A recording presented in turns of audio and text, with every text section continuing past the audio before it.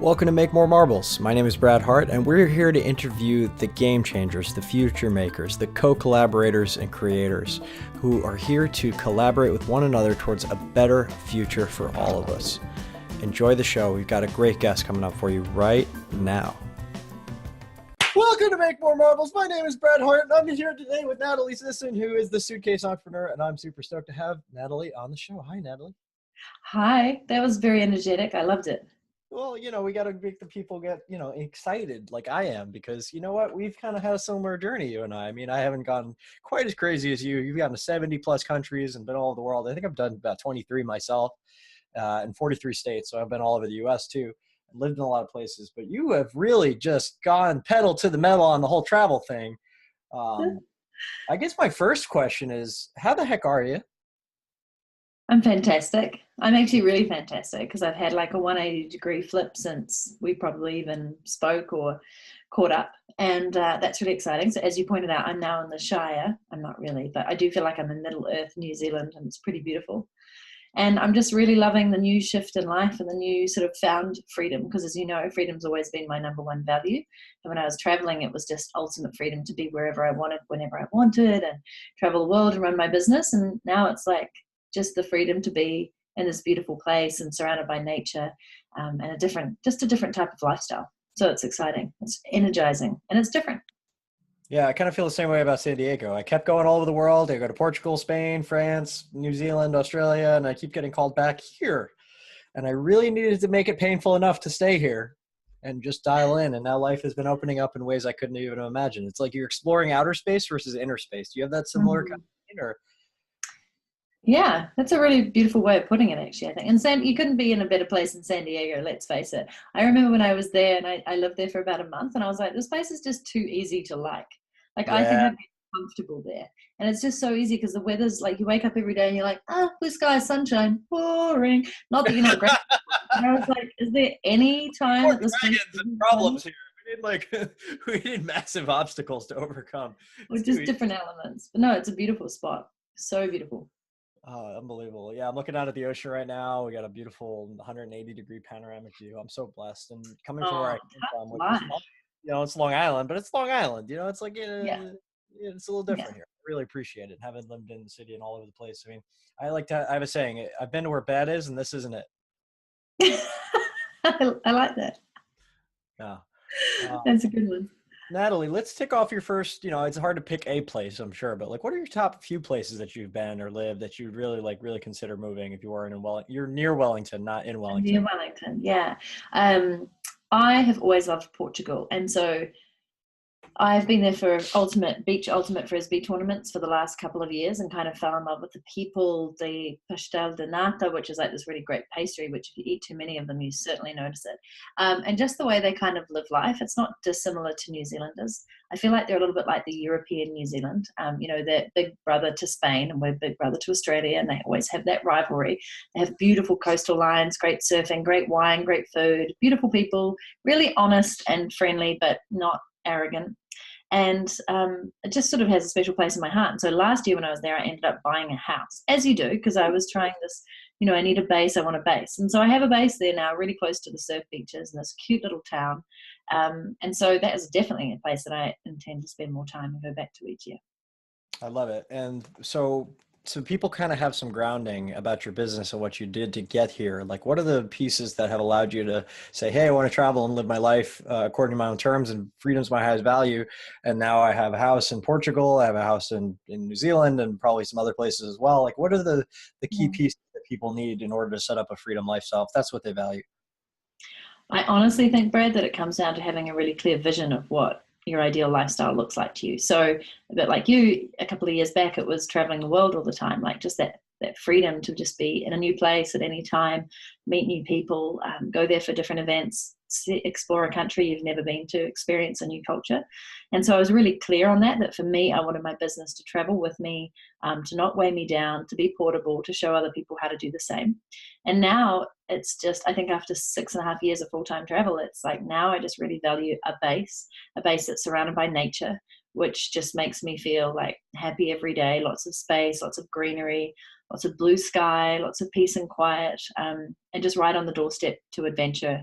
And also for me, having a puppy, which is pretty crazy because all those years of traveling, all I wanted was a puppy, and now I do. Where's your puppy? Oh my God. She might make an appearance. She knows how to open every door now, so she might just bowl on in here with her big white fluffy German Shepherdness and get in the way. I can't wait. We have an unbelievably beautiful dog named Hercules. This big Saint Bernard that just comes in, ones with the giant paws that just like, I'm here now. And yes. Toys, you never know they're there, but they're always there. They're beautiful dogs. So I've been to Wellington. I went there last year about this time, and I went to a place called Monsoon Poon. Are you familiar with it? Yeah, I am actually. I haven't been there in like 8 years. I tried to go the other day, and their wait time was like 40 minutes. So I was like, see you later. Solid. It's good food. They have really good Thai and Vietnamese type food there, and I really enjoyed it. And I love saying the name, so I was going to say it, Monsoon Poon. Great, isn't it? Monsoon Poon. Yeah, right in the heart of the city. If people are coming to New Zealand, especially the North Island where you are, what are some of the things that they can't miss? Besides the Shire, obviously. That's the easy one.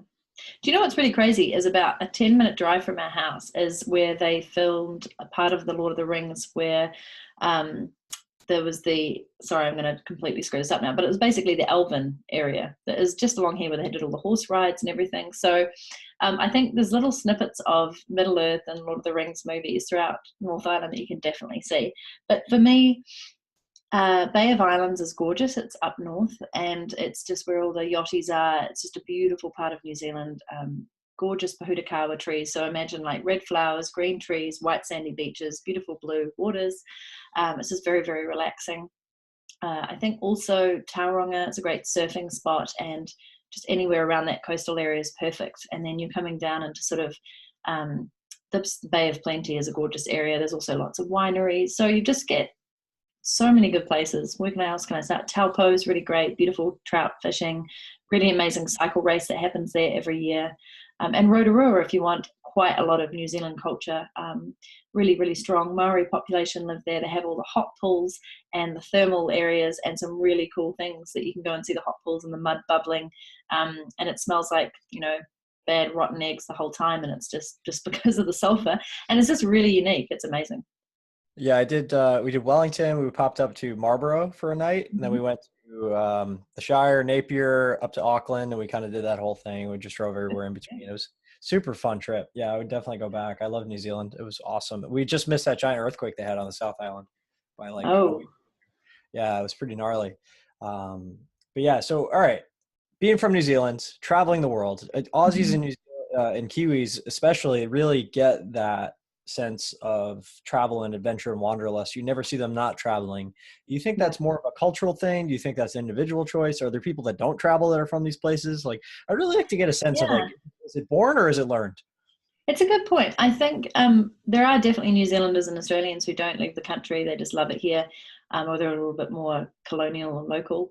But I think it's because we're on top of the world, and everybody's so far away from us because we're so awesome. So we have to kind of go and explore them. That's the way I like to view it. Everybody's like, New Zealand's such a long way. I was like, we're on top of the world. Everything happens first here. Like, we're coming to you from the future right now. It's already, whatever day.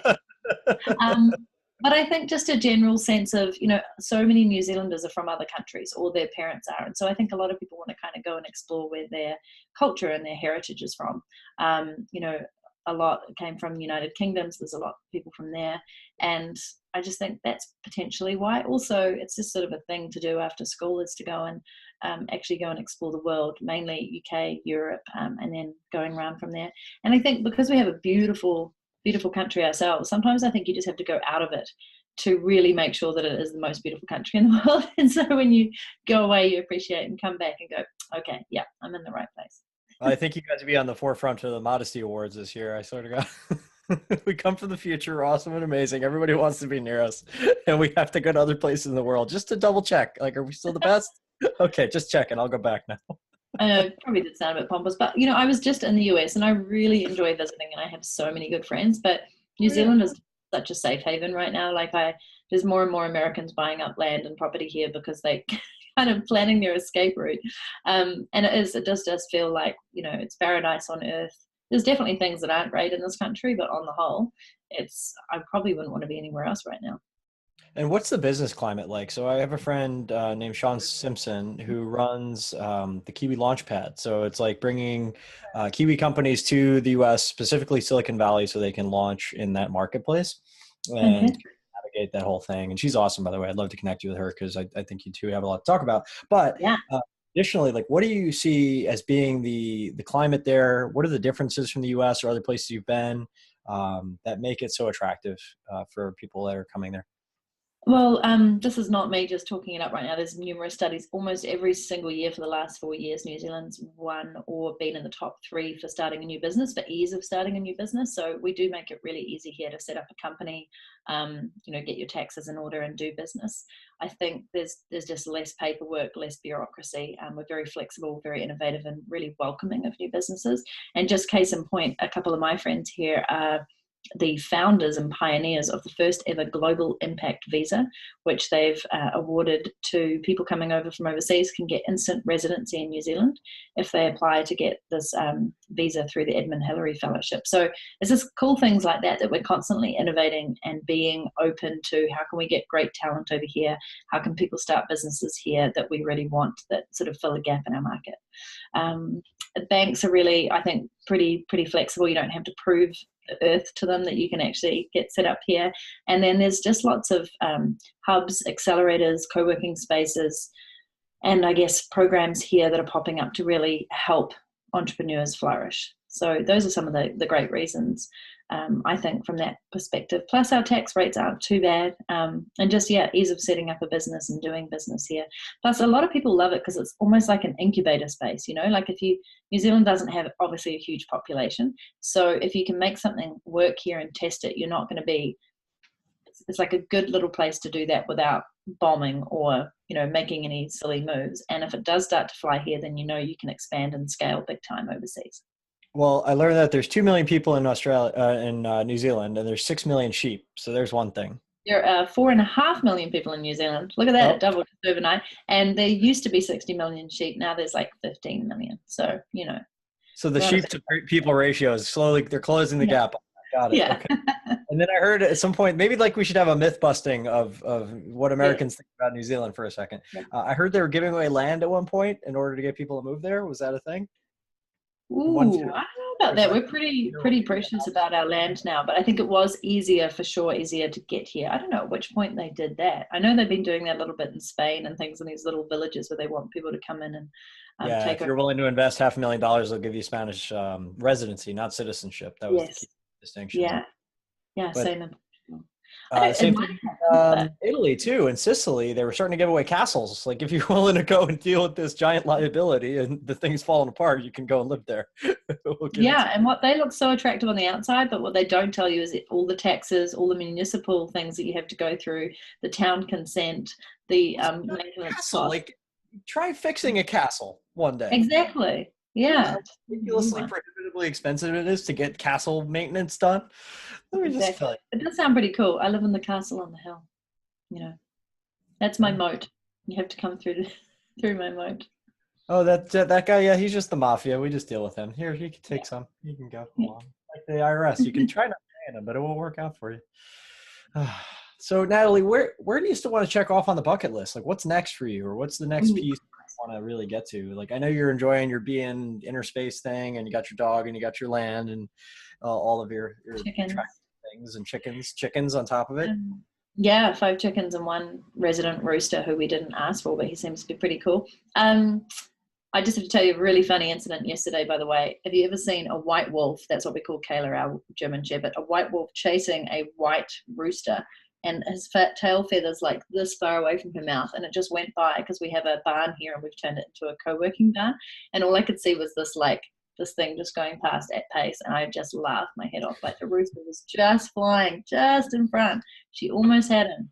Not good. I digress. So a couple of the countries that I'd love to go to still. I always had Japan, China, and India on my list as the big 3. And I spent 7 weeks in Japan a couple of years ago, and India and China. I've been to Hong Kong, but that's not China. So those are 2 that are still very much on my list. And I'd quite like to do like the Great Wall of China Marathon or something kind of auspicious to mark the occasion there. I have a few friends there now as well that I'd love to visit. And then India I still feel that's like one of those things that you're going to go and you're going to do the all too common, meditation retreat or the silence retreat, or learn about yoga. And I just kind of feel I want a little bit more time if I'm going to go there. And I also want to do some volunteering there and look at the right to freedom aspects of that. So I think those trips I've put off because I feel they've got different pronged approaches for me, like they're a business and a personal sort of aspect to them. Well, are you a runner as well? Is that something that you like to do? I'm not actually. I freaking hate running. I don't know why I said I wanted to do a marathon, but I feel like going up and down a wall sounds like not a lot of fun, but a great challenge. Well, the reason I asked is because I actually did the Melbourne Marathon. That's the reason we went over there in the beginning. We went to Melbourne, went to Sydney. We kind of bounced around a little bit down there, and then we popped over to New Zealand, of course, because, hey, you're right there, 3-hour flight. So that was the reason. And then, yes, if you ask China, Hong Kong is China. If you ask Hong Kong is Hong Kong. And it's a much better and different feel for me, at least. I didn't like China very much. Not because China's bad. It's because I don't like any place where you don't want to drink the water and you don't want to breathe the air and you don't want to eat the food. And they don't really value the freedom that you seem to like so much. It's like, you want your coffee a different way? No. I did learn how to negotiate like a Chinese person. It's just no. Oh, really? Good. Yeah. Good to know. Yeah, I think it would just open my eyes to what freedom isn't, and just kind of look at what they do have there. On that note, though, I do love chasing. I love running after things like tennis balls or frisbees. So ultimate frisbee is my thing, and that involves a ton of running, but it doesn't seem as bad because you're running after something or somebody. Got it. And the rooster, can always the white rooster go after you. And what's your dog's name? Kayla. You and Kayla can go after that sucker. Yeah. Trip her at the last second so she didn't actually catch him. It's like a dog chasing cars. What would they do with it if they actually caught it? That's true. That's a very, very true point. Okay, so probably chew the bumper bar. Somebody who's listening to this podcast, Natalie, I'm sure their question is, well, that's all great, Natalie, but how do I set something like this up? I want to create this life for myself. What have you found to be the best marketing channels, the best sales channels to get enough clients to make sure that you actually can pay the bills and scale your company, even if you're traveling the world? Yeah, I mean, it obviously totally depends on your business, but I built my whole business on social media, for which I'm really thankful. And that's also where my audience were. So the best marketing channels, as you know, are typically where your audience are hanging out. And it's pretty much probably going to be Facebook, given there's 1.4 billion people on there now. So it's fairly likely that your ideal customer is there. But then, different places for different businesses. So LinkedIn is great for professionals, consultants, coaches, software and like anything related to super business professional services. And then you might find that things like Instagram is great if you are marketing yourself as a brand, or you're an author, once again a coach, sort of an influencer type. Any of those social media sites where you can get your message out, YouTube, etc. But ultimately, at the end of the day, it's like you need a whole digital marketing strategy behind it. It can't just be one thing. It's really got to be where the audience is, as you know, and hitting them up with multiple different forms of content. That's why I love podcasting, because it's fantastic. But, with a video podcast, you can then strip out just the audio. So then you've got it on audio, and then you can transcribe that into a blog post. You could transcribe it into a book. You could create little PDF workbooks. You can just create so much content in so many different ways so that it does hit people on the mediums that they listen to most or watch. And that's one thing. It's not a scattered approach. It's like, how can you take something that you're doing that's going to provide massive value and split it out into 5, 6, 7 different formats, and then use that as a great lead generation, lead content, so that you can then in turn that into hopefully sales for your products or services. And are you selling your products and services via webinars mostly, or how do you typically do that? Well, yeah, it's a great question. So I actually typically do it through podcast calls to action, followed up with blog posts that are specific to the thing that I'm going to be releasing or launching. So with calls to action within that, sometimes a free workshop, and then talking about the actual product or service, a workshop as in a webinar. And I really love Facebook Live right now. I'm actually trying to get into doing that regularly every single week and having a really strong, clear call to action or reason for doing that. So for me, it's just about consistency, that, and obviously email with your community as you start to grow it and build it. I really have loved in the past blog challenges. I think they're fantastic for being able to provide a lot of great content, expose you to a lot of different people, grow your email list, and then have a really good reason as to, what was the content of that blog challenge or whatever challenge it is. And then how can you sort of make sure people take action and follow up and once again work with you in whatever way it is that you have within your business. I love that. What do you think are two or three things that you wish everybody was reading or consuming or just paying attention to that wants that similar lifestyle that you wish they would know? I was almost going to say I'd love it if they weren't reading or consuming or listening to as many things. I know that's but I do think we've got a mass consumption problem right now, and we're super scattered because of it, because all we're doing is filling our inboxes and our minds and our social media feeds with things that we think we should be reading, and we're not actually taking action. So Mm. I Bias do for still action. love, what's that?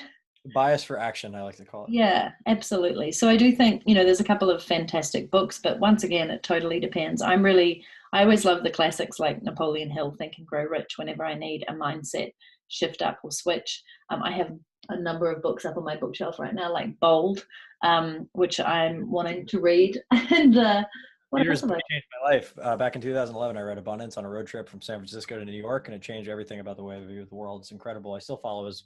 If you guys check out Abundance Insider, Peter Diamandis, that's worth signing up for sure. Yeah, Great yeah. emails.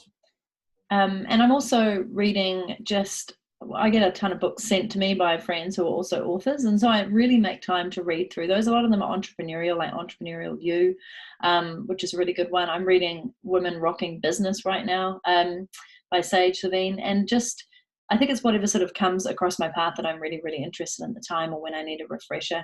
And then I love reading, as you said, like futurists or just people who aren't in my niche at all, just to get a completely different outside perspective. So what I think people should spend their time consuming is doing some of these fantastic courses online, like through edX, where you've got things like Harvard and Berkeley University and other universities around the world who are giving out free or very affordable courses like the Science of Happiness, where you just delve into learning some new things that can actually shine more of a light on the business that you're doing, but in a different perspective.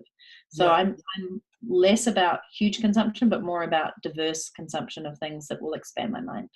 Well, mindful consumption, like you pointed out, MIT, Harvard, they put all their best stuff online now. You don't have to go to Harvard to go to Harvard. You can Yeah, get the same exactly. level of education. And guess what? If you actually reach out to the professors, they'll probably answer your questions. It always blows my mind when I reach out to people and they're like, yeah, sure, we'll do that. It's because you asked. You have a Yeah, device in your pocket that didn't exist 10 years ago. It's basically a supercomputer that connects you to everything. You have magical superpowers. It's not going to always be exactly. there. Eventually, it's going to get so noisy and so loud, but you have an opportunity right now to reach out to whoever you've ever wanted to reach out to. You just have to care enough to do it. And in 5 years, that'll probably be like a little microchip in our arm, and we'll just be like, Brad, you here? Over? See this thing that Yes, I'm just Natalie. I'm right now? here. I'll teleport to you now. Yeah, Exactly. Can't it's wait. crazy. The future's cool. I got to say, like, what are you most excited about? Because you're reading Bold, right? And that's a great book. Yeah. Have you checked it out yet? I'm gonna say I haven't. Okay, got it. So Bold is all about how to like Yeah. create abundance through solving problems and solve a problem that affects 1 billion people. You make $1 billion. The math checks out. Mhm. And Peter talks about the ways you actually do that. He talks about crowdfunding. He talks about the line of super credibility, how to get an idea above that line of like, okay, that's a real thing, Okay. and all those pieces.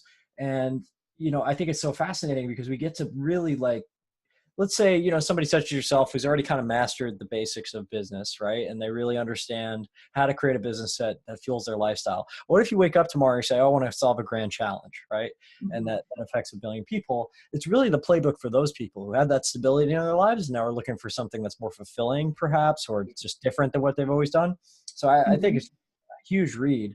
It doesn't mean that they have to have it all figured out yet or have to wait to start, certainly, but it's such a great toolkit. It just is, and they're going to continue to add to it over time. So I recommend that book highly. So I've got to go, Brad, because I've got to go and read that book, it seems. No, I'm just kidding. Yeah.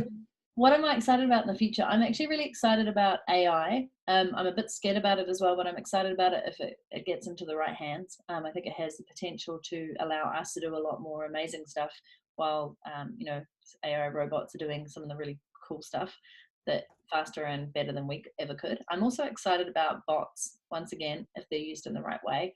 I think for engagement and just being able to sort of start to learn the patterns of how we're thinking and how we can help people, but automatically. So those are a couple of things. And then I started crowdfunding 5, 6 years ago for my book, and it's come such a long way since then. And I thought it might have its time and be on the on the outway, but instead, like, I just invested in a company in Ireland through CrowdCube, which is really cool because I think it's changing the way in which people invest. So everyday people who, even if they only have a little bit of money, can invest in big companies and get equity in those, as opposed to just leaving it for the angel networks and that traditional archaic model of investment. So what I feel that means is that people can take these big ideas out on a world stage and have, thousands, if not hundreds of thousands of everyday people supporting it and contributing to it. And I think that's where crowdfunding has huge power. I don't think I've heard of CrowdCube. Can you give us a little bit of a understanding? Yeah. It's fundraising like in the sense of fundraising for companies trying to raise a round. So rather than going to a private angel investor network or venture capitalists, you can put up very much like Kickstarter, except you're not buying, hey, I'm going to get an end product. You're actually buying shares and equity in a company. You can even pay by credit card. It's crazy. So I just think it's opening up the ability to be able to invest in companies. Facebook could have used it if it was around years ago as well. Yeah, and they're very tight about that in the US. So it's really interesting that they're allowing that in different jurisdictions. And you have somebody from New Zealand investing in somebody in Ireland across jurisdictional borders. I don't know how they figured that piece out, but if it's working, it's working. It is. And then, there was a huge amount of documentation that came with it that you had to oversee, but it's all been set up and it seems to be going pretty well. So I love the idea of it. I think it's fantastic. It's just putting more power into people's hands and letting, as I said, everyday people have a piece of successful companies, hopefully. And then what would be a secondary market for those shares if you wanted to go sell them at some point in the future? I think you can sell them back via the company. I'm not sure. I haven't fully looked at all the wonderful bits of paperwork, but very much like any other company, if you have the right to exercise your options, you can sell them, or they'd buy them back from you at a discounted price or whatever it may be. There were a bunch of things in the long bits of paperwork that I haven't looked at because I was jet lagged, but it all seemed pretty kosher on the front end. No, that's pretty cool. And that's a problem that in the US we've been trying to solve between accredited and non-accredited. My background is in investing and hedge funds, and it's a nightmare. It's a rigmarole, and I just remember it being so much easier to raise money from Switzerland and other places like that, where it's just like, hey, we want to give you money. Okay. And that's all it had to be, sign a paper. Well, you know way more about it then, but you should definitely check it out. I think it's really cool. Absolutely. Okay, Natalie. So if you were giving yourself some advice, and you're not Natalie Sisson of today, but you're Natalie Sisson of 10 years ago, what would you tell Natalie back then? Like, what would be the advice that you give to your former self, and thereby hopefully giving shining some light on some of the people that are just getting started in their journeys as well? Wow. So 10 years ago, I was literally starting out as an entrepreneur and co-founding a technology company. And I think my advice to myself then, and would still be the same now, is you've just got to back yourself, and you just got to have full confidence in your abilities to make things happen. Rather than sitting around waiting for all the conditions to be perfect, rather than going, I'll just wait until this or something will come along, or waiting for permission. I really just wish that I'd backed myself sooner and had utter faith in what I was doing, even if I wasn't necessarily on the right path at that time. Because at the end of the day, nobody else is going to help you to succeed than you initially. And nobody else is going to believe in you as much as you'll believe in yourself. And with your own personal self-belief, you can seriously move mountains. I love it, Natalie. And what are the next pieces for your journey going forward? What do you see yourself looking at in the next 1 to 3 to 5 years?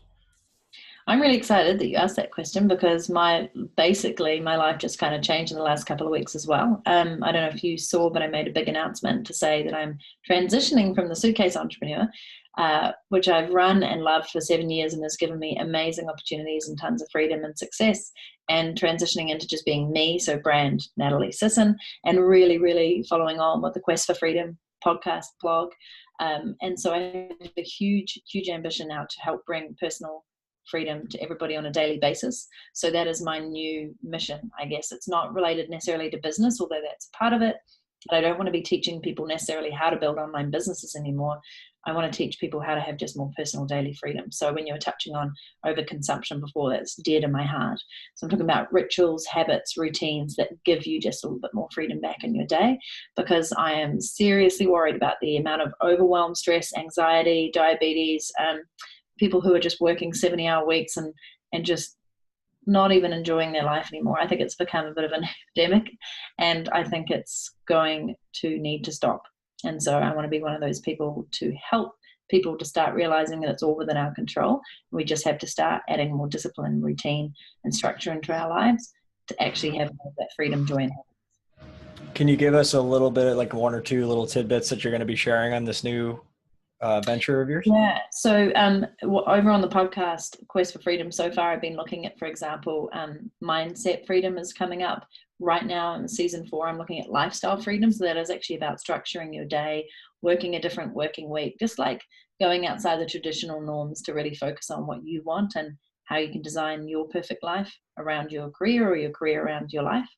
And also I've looked at things related to just like mindfulness, meditation, yoga, etc. But it's going to go even beyond that. I think it's just going to be, a lot of it is going to be around mindset and valuing your mission in life and really getting really clear on your perfect picture of how it should look. And then it's going to be around just these little hacks that really help you in terms of habits, routines, tips to kind of keep you on track and keep you focused. Because as you know, if you want to build a perfect lifestyle or your ideal lifestyle, it's going to take some work. But just how can we start relinquishing some of that work ethic right now to actually focus on this little moments of joy and happiness and freedom? I think a lot of the work is going to cross over into research around happiness. And one thing I'm excited to build is the first ever world global study on freedom. And from that, a freedom framework that people can kind of look at, position themselves in, not lock themselves into, but look at where they are on the scale of freedom and how they can move to the next level. So there's a whole lot of work going on behind the scenes, and I'm really excited to hopefully be able to share that bit by a bit as well. So I'll be releasing some of that data and some of that research and some of the findings, and then building cool tools to help people use it better. It's almost like a freedom spectrum, if you will, I like the freedom framework. And there's another guy who's from, I believe his mother's Chinese and he's from Australia, named Roger James Hamilton. Yeah. So like I kind of see it almost looking like that. Well, that wealth lighthouse is his metaphor. Yeah. I actually spoke at Roger's event. Oh, wonderful. Really neat. And I love wealth dynamics, and we geek out on wealth dynamics. Which one are you? I guess. Are you a star? Yes. How did I know? That's because I geek out on this. Yeah. What are you? I'm a supporter. So we're like thunder and there you go. Awesome. I just gotta let you shine, and I'm good. I'll just support you. I shine the light on others, so this is a good thing. Yeah, I love his work, and that's kind of the path that I've gone down. Myers-Briggs, How to Fascinate, Wealth Dynamics is just. I know Sally. Yeah, I love Sally Hogshead. Yeah. She's great. Yeah. Just all those areas. I think it's really neat. Most people love doing those profile type tests, but I think for me, this is going to be a deeper one. This is going to be around intrinsic freedom, and there's internal freedom and then there's external freedom, and this is the one that you can control. So. Okay, well then how can we support you as marble makers? We're all about collaboration and connecting resources, opportunities, people, systems, crops. It's my little acronym to move your mission forward faster. So what are the things that you could really use, Natalie, for us to bring to you, since you've been so generous and kind to us in sharing your time and expertise? Thank you. I would love it personally if people went to righttofreedom.com, which is RIGHT and then the digit 2. So I think everybody has the right to freedom. There's a really short, simple survey on there, and I've had about 600 or 700 people fill that in so far. And what we're trying to do is gather the data from that and ask very simple questions like, what's your definition of freedom? And I'm trying to get an aspect on where people are in the world, where they were brought up versus where they are now versus how free they feel. And from that, that's how we're developing the framework. So it would be fantastic if people felt like filling that in or sharing it with people around the world in different countries. We've had about 100 countries represented, but I want more. And I don't want it to be biased in a particular way.